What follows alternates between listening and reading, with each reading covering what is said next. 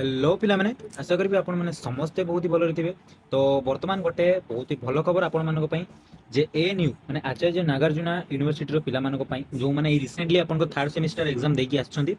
And सेमानकर जो second semester रो result अछि सेटा आपनकर पब्लिश होवा पई जाउची बहुत जल्दी। वर्तमान जाय आपनकर एकेयू आ एएनयू रो बाकी थिला जोटा कि वर्तमान जाय जा खुशखबरी आछि कि आपण मानकर रिजल्ट बहुत जल्दी पब्लिश होबो एंड तार डेट मु तार प्रूफ तो आपण मानक देखेबी। तो आशा करबी वीडियो को लास्ट जाय देखिबे। आउ जो पिला माने भी आम चैनल नुआ चैनल टी सब्सक्राइब करने सहित जो माने निज सांग साथी जो माने भी एएनयू रे आपनकर आंध्र बीएड करूचंती सेमानक सहित शेयर करिया पई मध्य भूलिबेनी। तो चलंतु आ डेरी नकरी वीडियो टी को स्टार्ट करबा। वीडियो टी को पिला माने देखंतु।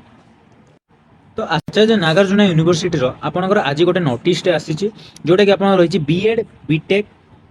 नानोटेक MTech regular examination July August 2025 जोटा हेतिला सेतिरे आपनकर माने तांकर जो एपियर तार पास आउ तार परसेंटेज आपनकर आसीची मु आपन मानको देखिया पई चाहिबी।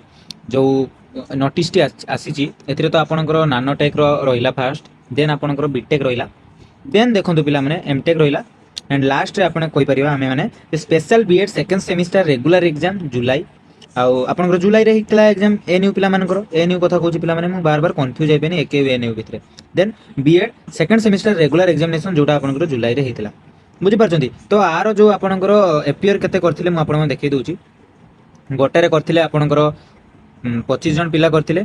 तो आपनकर पास 25 जन जाक हिजंती 100% आपनकर आसी पास परसेंटेज बट जोटा आपनकर 6743 जन आपनकर एपियर करथिले जोटा कि मेनली आम पई दरकार सेतिरे पास करचंती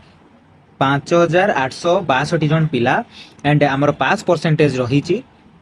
86.93% आमे कहि परिबा माने आमे कहि परिबा 86.93% बुझियला। तो आपण मानकर डाउट क्लियर हेगला खाता देखा कंप्लीट रिवोल्यूशन आपनकर इवैल्यूएशन सरी जाईची। तो बस वर्तमान बस आमे वेट करि परिबा कोन पई आपनकर एग्जाम मध्य केबे आपण मान कहि दउची सेटा मध्य आउरी गोटे मध्य नोटिस आसीची जोथरे कि आपनकर पेज रे रहिची बीएड थर्ड सेमिस्टर रिवोल्यूशन जो माने आपनकर वर्तमान फर्स्ट सेमिस्टर देकी पास आउट हे गलेनी सेमानकर जे मानकर माने इवैल्यूएशन होबार थिला रिवैल्यूएशन होबार थिला तो सेमानकर मध्य रिजल्ट आपनकर पब्लिश हे जिवो बहुत जल्दी। तो पिला माने आपनकर जो वेट करथिले तारो प्राय तो पिला माने अंत घटिची एंड आमे जहा सुनुचु आम पाखरे जो नोटिस आसीची से नोटिस अनुसार मु आपन मानू कहबी जो इन्फॉर्मेशन अनुसार आपनकर सेकंड सेम एंड आपनकर थर्ड सेम रो जो सप्लीमेंटरी रिजल्ट थिला सेटा आपनकर विदिन आपनकर 1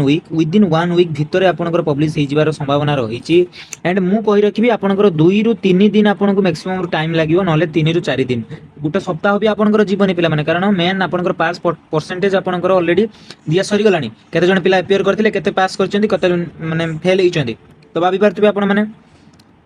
आ गोटे कथा मु कहि रखे देखंतु फेल तो बहुत जण हेचंदी पिला माने कारण प्राय तो आपनकर 86 पॉइंट समथिंग आपनकर पास परसेंटेज आछि माने भाबंतु 12% आपनकर प्राय तो माने फेल हेचंदी पिला माने तेनु आमे आशा करबे कि हमर जो खाता देखाइथिबो भलसे एंड हमर एग्जाम रे मार्क मध्ये भलो थिबा दरकार सेटा हमें प्रे कर परिबा। तो आपण माने वेट करंतु मु बहुत जल्दी सब प्रथमे आपण माननकु आरो इन्फॉर्मेशन दे जेबी जेबे भी आपण रिजल्ट बारिबो ठीक अछि पिला माने। तो आशा करी वीडियो आपण मानन पई हेल्पफुल हेतिबो जदि भी किछि डाउट थाय निश्चित भाबे कमेंट सेक्शन माध्यम रे पचारि परिबे और एकेउ कथा कहि रखे पिला माने ए कमेंट सेक्शन रे पिला माने एकेउ कथा पचारिबे देखंतु जेमति का हम पाको गुटे इन्फॉर्मेशन आसिला मु आपण मानन को देली एकेउ रो जते जाय न आसियो मु केमिति आपण मानन को कहबी आमे तो बुझुछु सेटारे जो आपण कोऑर्डिनेटर अछंदी किबा जो एजेंट माने हमर चिन्हा अछन तांग थ्रो रे बुझिया पई ट्राई करछु तांकर कहबा अनुसार जेहेतु नुवा यूनिवर्सिटी हम पाकर सेमति कि तथ्य आसीनी वर्तमान यूनिवर्सिटी न आसी कि मु आपण मान को जदि मिछ सत्य कहबी केमति होबो हे परिबनी। तो टिके वेट करंतु एकेउ रो मध्ये बाहरी जिवो